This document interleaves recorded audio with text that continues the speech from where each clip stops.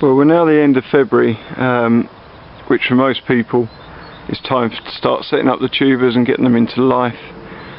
For me, I'm a little ahead of that. My tubers were set up at the end of December, basically New Year's Eve, and now I'm quite well into taking cuttings. You can see this is a greenhouse. I built it myself just so I could get the height in there for an extra shelf. It was meant to be temporary, but it seems like temporary is lasting longer than I thought it would. You can see I use enclosed propagators there. That's for rooting the cuttings in. And on the left here is where the tubers are, again, which is an enclosed area. It's easier in the depths of winter to heat enclosed areas. I only have to heat that section, and the propagators are self-heated. They've got a cable in the tray. That's got a sand bed, and I'll show you that in a moment. But I find at least I'm not heating the whole 10 foot by 12 foot greenhouse just to get the tubers going. As you can see, the enclosed propagators have got separate layers, so I can have them 1 high, 2 high, 3 high. I've got 4 of these in total. This one is being ready to accept some cuttings in there. I pre-filled the trays. These are 40 cell trays. With a rooting mix that I use, nothing special, I'll show you that, and just get them up to temperature and make sure they're fully absorbed the water and they stay there ready to go. This one I tend to use for plants that I want to bring on, so cuttings that have rooted and I'm mother planting. Again, that's something I need to go into. And there's the one which has got last week's take in there. So all of those would have been taken last week.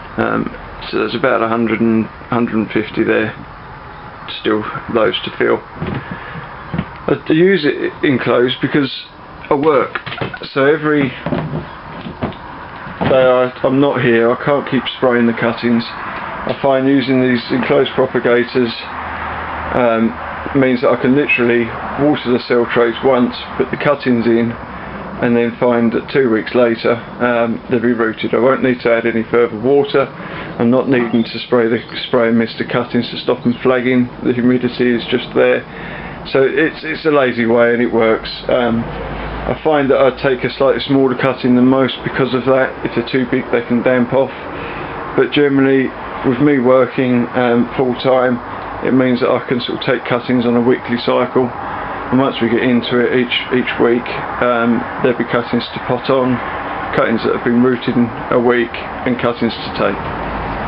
So this is inside the tent. As you can see, the trays of tubers are well away. There wouldn't have been much on these last week, as I would have took all the cuttings, and there's another good batch of cuttings to take this.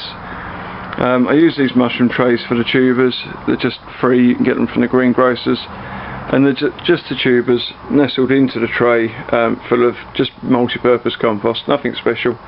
Don't need to, it's just something to get them rooting into and get them shooting. I've got the fan there. I find the problem with enclosed areas like this is the humidity gets a bit too high, and as it's a bodged up handmade job just by stapling some plastic to the sides, I can't vent it the same. I like to keep it enclosed to keep the cuttings moving through.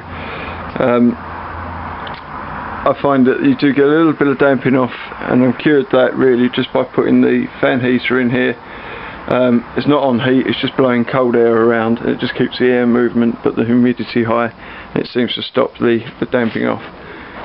So those are all going to be ready to take. The shelf is a new addition just so I can keep all the tubers in one area, and those up there are ones that are well away and I'm not sort of panicking about. I shall take some cuttings from those later. Underneath this tray is a sand bed, and in the sand bed is a soil heating cable that is running about 20 degrees. Tends to keep a soil temperature of 65 to 70 degrees. The air temperature is dependent on how sunny it is, but it will keep it quite consistent. As you can see, there's some lovely material to take off these tubers. Now, just going in a bit more depth, here's a tray of tubers. This is all one variety. I try to keep one variety per tray. One, it saves mixing up and taking a cutting of something that you think is a different variety. I know this tray is all Willow's Violet, and as you can see there's about 6 tubers in there. That would be 1, 2, 3, 4, 5 and 6. Now I took about 30 cuttings from this tray last week, and already there's probably another dozen or so there to take, and in a week's time shoots like this will have developed and they'll be ready to go again. I don't need that many. I don't even know that I'm growing this variety, but I'd like some stock as backup if I do choose to. And we've got a mixture of cutting material on there. That for me would be quite good. I would take that just below that joint there and remove those pairs of leaves. I'll show you that. It's a bit hard to do one-handed. And even these would be fine. So I tend to take them a bit smaller. Most people would probably take that lower down, leave that pair of leaves in the tip. I tend to take more tip cuttings. One, because they're smaller, they don't tend to harden up when they root in the tray. Keeps them soft and they grow on better for me, and it suits the environment in which I'm rooting them. I just use a pruning knife for the cuttings, a nice sharp pruning knife. The hook blade means that you can just get behind the plant, just take it and cut it quite easily. You're not cutting through too much else when you do so. That to me is ideal. It will get trimmed just below the pair of leaves and the leaves removed, which I'll show you. The rooting mix is about 60-40 sharp sand and multi-purpose compost. I sift the compost because nowadays 80%, you're only allowed 80% peat in compost. 20% has to be recycled material, which tends to be either human waste, strangely, or bark and composted material, and it gets a little bit coarse, and when you're trying to push the cuttings into the tray, it just stops it going in softly. You keep on hitting bits of wood. There's the tray. Ideally I wouldn't use the same tray from one week to the next, but it's better than wasting the space. The tray's pre-filled. I don't push it in, I don't compact it, I just tap the tray, shake it, brush it over and water it in, and you'll find the cutting will go in there quite easily. Just push in, there's no need to firm around it, and you'll see they're just pushed in the trays there, and that's the sort of size cutting I'll take, which would have been taken last week, so they're not suffering. Previous to this, when there's not that many, I'll just use a 3-inch pot, filled it up with actually only multi-purpose compost, and just place the cuttings around the side, and as you can see they're nicely rooted now and they can come out and be potted on. This is George Marsden, one that I'm struggling for numbers a little bit. I think I want 50 plants of it, so these will be mother planted, so these will get potted on, kept in a propagator, and when they've tall enough, another cutting removed, and they will be left much like this one is. So we've got the plant, 2 pairs of leaves. I've took the top out already and rooting it, and it's just developing another 4 shoots from the 2 pairs. Those I will then take as a cutting and probably dispense of the mother plant. I don't want to take more than the 5 from that one, but obviously those 5 this time of year will become 5 themselves. So from 1 in 2 goes we've got 25 plants. 2 of those you could quite comfortably get 50 plants from 2 rooted cuttings at this stage of the game. So it helps back up the stock. I have got some tubers of this, but they're not shooting so well, so I just thought I'll take some early cuttings. Same with the George Marsden, and I can pretty much get what numbers I want from that. As a rooting compound, it doesn't really matter. Gel, and sometimes use powder, sometimes I use gel, whatever's to hand at the time. Once the cuttings are taken, they go in the tray and then straight in the propagator. I normally take the cuttings in situ. I don't lift the trays out and mess about with them. I just take them off, tidy them up and push them in, which I'll show you now.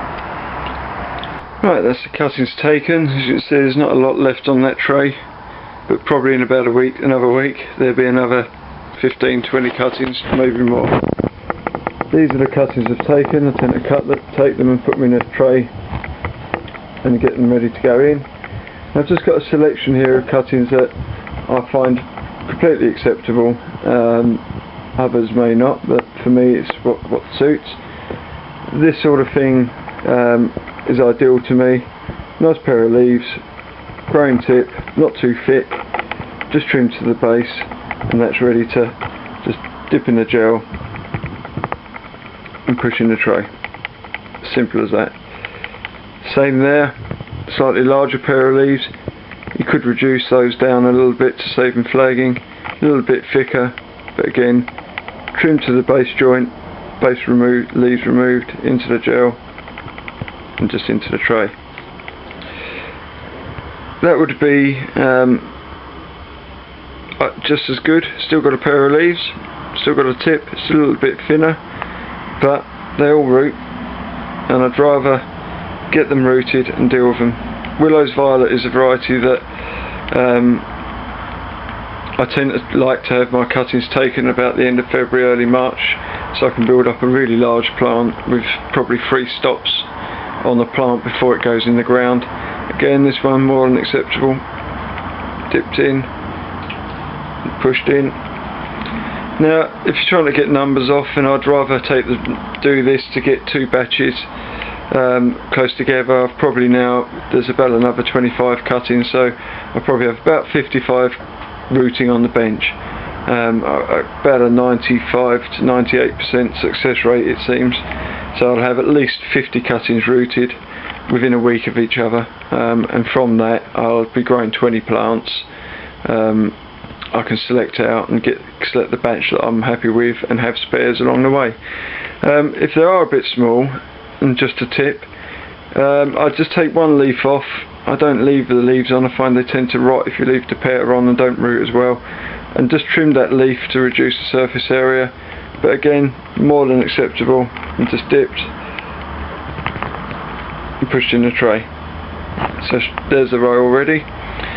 Now, early on particularly, you get some that are particularly strong, thick cuttings that would have had a hollow stem. I've just trimmed it close to the node, and find that even like that, they will struggle to root. Remove the leaves. That's just a little bit too thick.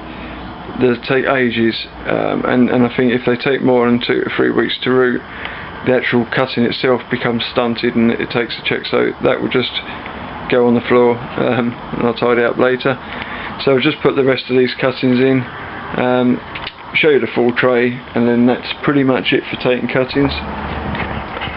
So that's it. That's 25 cuttings of Willow's Violet just gone in there, and that fills the tray. That tray, notice I have put labels in. I'm a bit of a lazy labeler. I'll know that from between those 2 labels is all the same variety, if it's odds and ends. I keep the trays, cell trays, in these seed trays, so you can just pick them up, because otherwise they flop around. And the tray just goes into the propagator. As you can see, there's another tray there ready to go, and I've got the thermometer in there, and you can see, if you can, but that's running about 20 degrees C, about 70 degrees Fahrenheit soil temperature. And because they're a bit dry, initially I've had the lid off the propagator. I will just give them just a mist of water, just to perk them up, or keep them fresh. And then the lid goes on, and it's done. I find that just leaving the vents open a little bit like that just balances it. If it's too damp in there, then you will get damping off. A trial and error, that works for me. I could literally walk away for 2 weeks, come back, take the lids off, and they'll be rooted. Ideally in the cell trays, at least the roots won't intermingle, and you can just take them out almost as a plug plant and pot them. But that is simple. That's what works for me, and really I could produce from these trays of tubers as many plants as I like. I mean, I will probably produce somewhere in the region of 1,500 to 2,000 plants from these, to give me a selection process of plants. and also spares for plant sales, and when people phone me up and say have you got any spare plants. I'll just keep on going. I've started using a little bit of feed in the water now when I'm watering the tubers, just to give them a bit of help. You are working these tubers quite hard, and you can just keep taking them, so give them a bit back. The compost soon exhausts itself. I mean, when you get, that's one tuber there, and you get that sort of culling material from one field tuber, they deserve a bit of lunch now and again. Okay, hope that helps, and we'll continue with some potting, and further down the line hopefully I'll show you those violets rooted next time.